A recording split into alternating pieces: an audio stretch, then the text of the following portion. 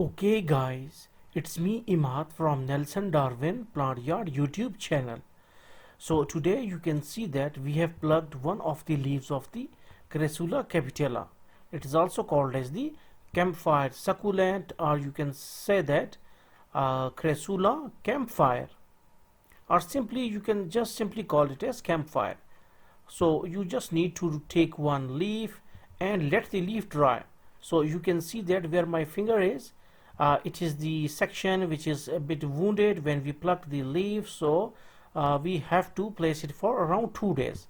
We already have placed it for 2 days, so the callus or the protective layer is now on this wounded part, okay, so that it will not get any sort of fungus.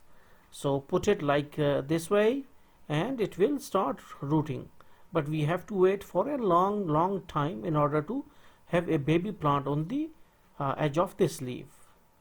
So just wait.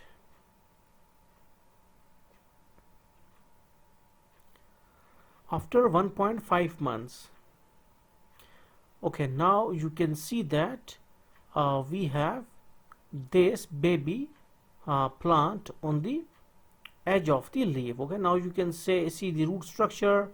Yeah, these are the roots. Yeah, this is the root structure, although the roots are a little bit dirty because our medium is having some bit moisture, okay, but still moisture is not good for the crassula, so you should have to kept it dry for most of the time. So hopefully you got the concept that how we can make a new baby plant from the leaf of crassula capitella. So thanks for visiting our channel and don't forget to subscribe.